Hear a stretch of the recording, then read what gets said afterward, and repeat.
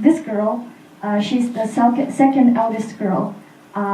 She was forced to marry a guy she didn't like at the age of 14, and she suffered from his abuse for a long time, and she fled away from him, from Syria to Turkey by smuggling too.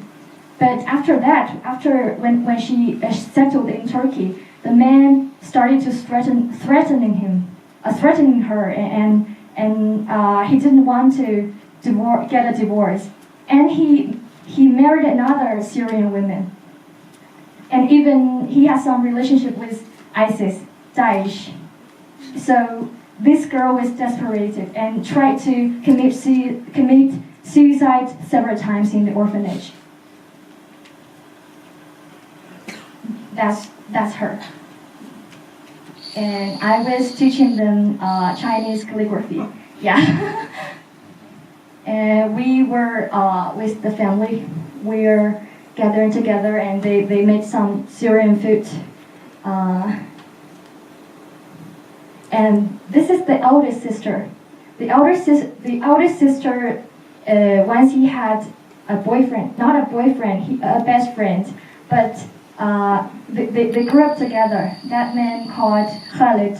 Khalid joined army since the outbreak of the war, and Khalid loved her since childhood. This girl called Shahira. Shahira, she just regarded Khalid as her best friend. She didn't know how much she loved him until the death of Khalid 3 years ago in the battlefield of Syria. So after that, Shahira became desperate, and she cried every day, and she refused to meet anybody. She just locked herself in the room and slept all day, dropped school, and she decided not to fall in love with anybody in the future. Yeah, that's I do. But when I came back to China, I realized that what we have been doing there, what we have been helping, are we helping them? Because I didn't know any difference we've made. They're desperate, and I'm desperate too. But these days, I think things have changed. Because I heard some good news from Shahira. Shahira told me that in the future she wants to become a photographer, because there was a photographer, a cameraman there with us.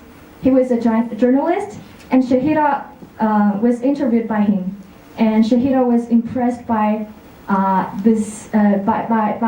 a journalist's deeds. So she decided to be a journalist, and really she is doing so. She is now every day recording the everyday life of the kids in the orphanage, and she sent the photos to me. It was beautiful. All the photos are taken by Shahira. Okay, and Iman, that girl, the second eldest girl. She has already divorced from her ex-husband, and she's free. She got back to school and start a new life.